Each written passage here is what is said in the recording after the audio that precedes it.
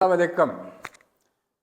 आज हम एक और छोटी सी स्किल सीखने जा रहे हैं और मेरे साथ इस वक्त बैठे हैं मेरे मुआविन जनाब इमदादुल्लाह साहब।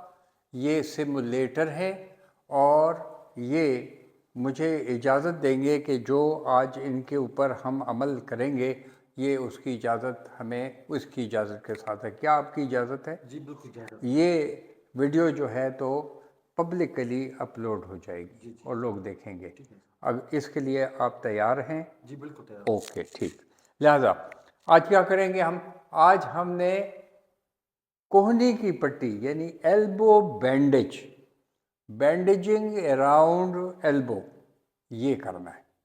उसको समझने के लिए ये बहुत ज़रूरी है कि हमारी ये जो जगह है इसको एल्बो कहते हैं। इसको ये बाजू है, अपर आर्म है, ये एल्बो है। इस एल्बो में अगले हिस्से में यहाँ पर जो सॉफ्ट टिश्यू है उसके नीचे, अगर आपको नज़र आ रहा है, नज़दीक करके बता दें तो ये खून की नाली आ रही है।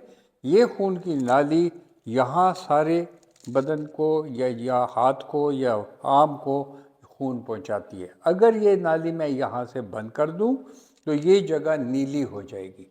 अगर ये नाली किसी वजह से कंप्रेस हो जाए और यहाँ बंद रहे तो कुछ देर के बाद यहाँ पर बाजू, हाथ नीला होना शुरू हो जाएगा क्योंकि खून की सप्लाई कम हो जाएगी और इसके साथ ही यहाँ रगे या नर्व्स जो हैं वो भी कंप्रेस हो जाएंगी। लिहाजा हमारी इस पट्टी में सबसे ज़रूरी बात यह है कि ये जगह कंप्रेस ना हो, ये बंद ना हो। चाहे पट्टी हम सीधी करते हैं या चाहे पट्टी हम इस तरह करते हैं, लेकिन ये जगह कंप्रेस ना हो। अब कुछ ऐसी चीज़ें हैं जिसकी वजह से ये पट्टी करनी पड़ती है। पट्टी कौन सी हम आज करने वाले हैं? वही पट्टी जो कि हमने एंकल जॉइंट में की थी और आप उसको मेरी वीडियोस में देख सकते हैं। वो क्रेप बैंडेज है, 6 इंचेस है और ये एक इलास्टिक पट्टी है जो कि खिंच जाती है। वही क्रेप बैंडेज आज करेंगे और उसका तरीक़ाकार भी मैं आपको बता दूंगा। अब ये क्यों करते हैं? 2-3 ऐसी वजूहात हैं जिसकी वजह से हमें ये पट्टी करनी पड़ती है। बुनियादी वजह रेस्ट देना है या कभी कभार हमें कंप्रेशन देना होता है अगर को खून बह रहा है तो। ज़्यादातर औकात ये पट्टी तब दी जाती है जब इंसान को चोट लगती है, नीचे गिर जाता है ज़मीन पे और ये जगह उस पर चोट आती है और ये जो गोश्त है ये सॉफ्ट टिश्यू जो है उस पर थोड़ी सी खराशियाँ आ जाती हैं, अंदर से ये दर्द करता है। अगर हम इसको छोड़ दें तो ये बाजू हिलता रहता है और टाइम लेता है हीलिंग में, रिकवरी में। लेकिन हम ये करते हैं कि इस बाजू को इस तरीके से हम इमोबलाइज यानी हम हिलाने जुलाने से बंदिश कर देते हैं ताकि इसको आराम मिले और चीज़ें ठीक हो जाए। इसके अलावा 2 ऐसी चीज़ें हैं जो बड़ी कॉमन हैं और घरों में भी होती हैं और स्पोर्ट्स में भी होती हैं। एक चीज़ को कहते हैं टेनिस एल्बो। टेनिस गेम होती है रैकेट की। टेनिस खेलने वाले लोग जो हैं अक्सर उनको यहाँ पर एक जगह होती है लैटरल कंडाइल जो अंगूठे की तरफ होती है, उससे यहाँ पर ये नीले रंग का आपको नज़र आ रहे हैं, ये गोश्त जितना भी है नीले रंग का ये यहाँ आकर एक जगह यहाँ पर लगा होता है, चिमटा होता है और कभी कभी यहाँ से गोश्त खिंच जाता है, टूटता नहीं है, वो क्रैक नहीं होता, टूटता नहीं है लेकिन खिंच जाता है। इस खिंचावट की वजह से बंदा हाथ की ये ट्विस्टिंग मूवमेंट नहीं कर सकता और उसकी सबसे बड़ी एग्जांपल ये है कि अगर मैं समझूं कि ये टेनिस एल्बो ज़रूरी नहीं है कि टेनिस खेलने वालों को ही हो, क्योंकि टेनिस वाले रैकेट से यूं हरकत देते हैं या रैकेट से यूं हरकत देते हैं। अब देखिए ये हरकत यूं आ गई है, जब यूं आई है ये हरकत यूं आई है तो अब ये हरकत से ये जो जगह है खिंच जाती है। जब खिंचती है तो यहाँ शदीद दर्द होता है। इसको कहते हैं टेनिस एल्बो। अक्सर व बेशतर घरों में औरतें कपड़े निचोड़ने की जब कोशिश करती हैं, अगर उनको टेनिस एल्बो हुआ है, जो ज़रूरी नहीं स्पोर्ट्स की वजह हो, किसी और वजह से, खिंचाव की वजह से या कोई गिरने की वजह से हो, तो अगर टेनिस एल्बो उनको हुआ है तो वो कपड़े निचोड़ नहीं सकती है। देखिए, यूँ नहीं कर सकती। या हांडी अगर है और उसमें चमचा मारना है तो वो चमचा यूँ नहीं मार सकती। उनको दर्द होता है यहाँ पे और शदीद होता है, और कई दफ़ा वो महीनों रहता है, कई दफ़ा बड़ा अरसा, लंबे अरसे तक रहता है। इस दर्द को टेनिस एल्बो कहते हैं। उसमें भी एल्बो की पट्टी की जा सकती है। और मैं आपको एक और चीज़ भी बताना चाहता हूँ, वो ये है, वो है कि एक जो अंदर की तरफ ये जो एपिकोंडाइल इसे कहते हैं, इस हड्डी का निचला हिस्सा है, इससे जो गोश्त निकलकर छोटी उंगली की तरफ आता है, ये जब खिंच जाए इस जगह से, यहाँ से, तब भी दर्द होता है। और ये अक्सर एक ख़ास स्पोर्ट्स है जिसे कहते हैं गोल्फ। तो गोल्फ में होता है, और गोल्फ में इसलिए होता है कि गोल्फ में लोग, जो गोल्फ का क्लब होता है उसको पकड़ने के लिए, जो गोल्फ क्लब है उसको पकड़ने के लिए ये यूं पकड़ते हैं। उसके अंदर गोल्फ का क्लब यूं होता है और इसको यूं पकड़ते हैं, और जब ये मारते हैं यूं, तो यूं मारने से ये जगह कभी कभी खिंच सकती है, और इसलिए इसको गोल्फर एल्बो भी कहते हैं। अब ये गोल्फर एल्बो ज़रूरी नहीं कि गोल्फ के प्लेयर को हो। ये अल्फ्राब बैठ जाइए, थैंक यू। और ये गोल्फर जो एल्बो जो है, ये आम लोगों को भी हो सकता है, जिसकी वजह से ये हड्डी यहाँ से खिंच जाती है।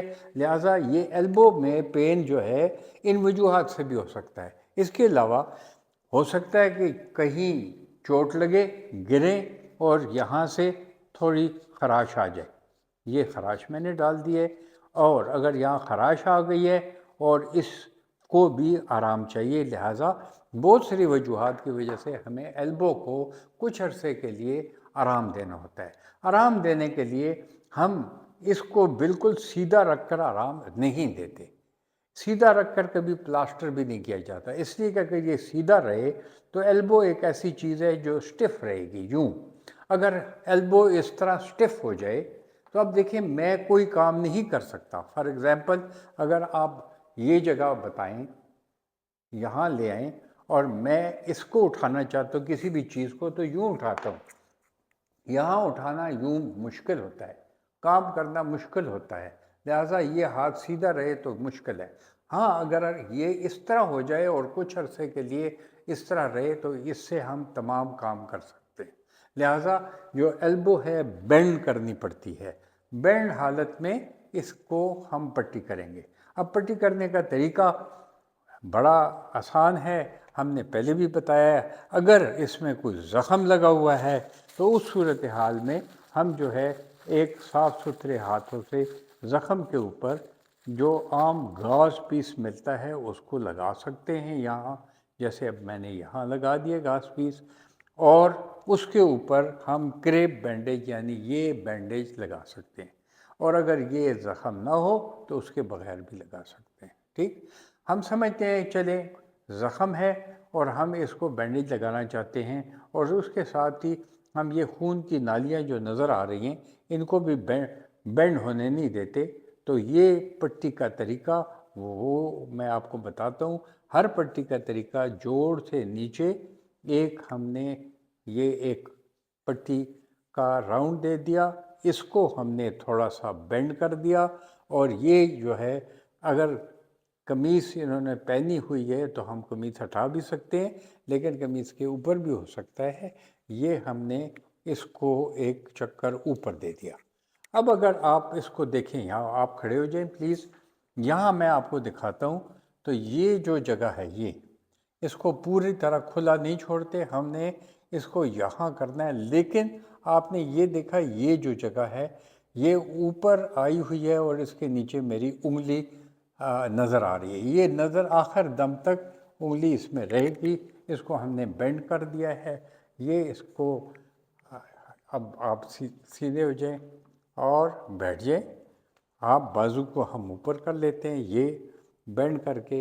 ये देखें जी, हमने वंस अगेन पट्टी जो करने का बुनियादी तरीका है, किसी जोड़ के इर्द गिर्द फिगर ऑफ 8, ये फिगर ऑफ 8 लगा दिया इसको, और ये पट्टी यहाँ आकर ख़त्म हो गई है।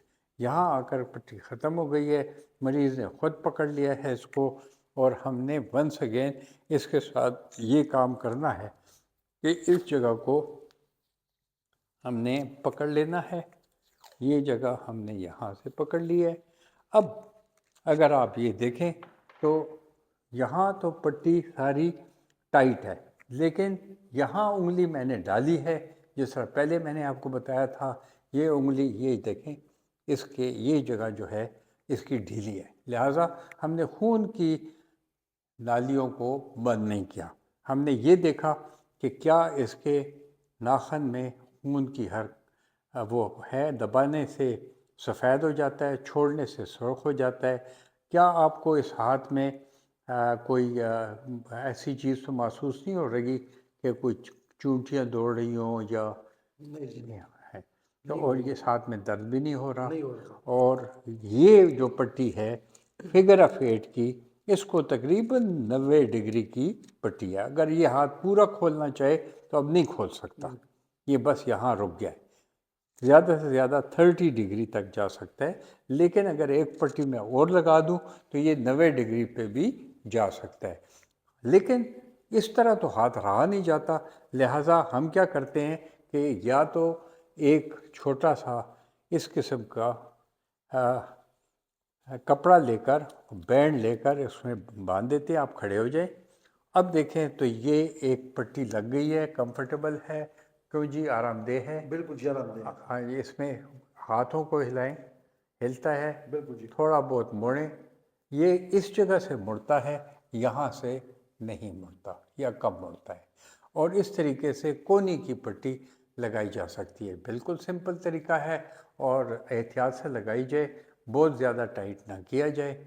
और जब ज़रूरत पड़े तो उसको उतार कर मरीज़ का कोई रिलेटिव, रिश्तेदार मरीज़ को बांध सकता, मरीज़ ख़ुद नहीं बांध सकता। शुक्रिया।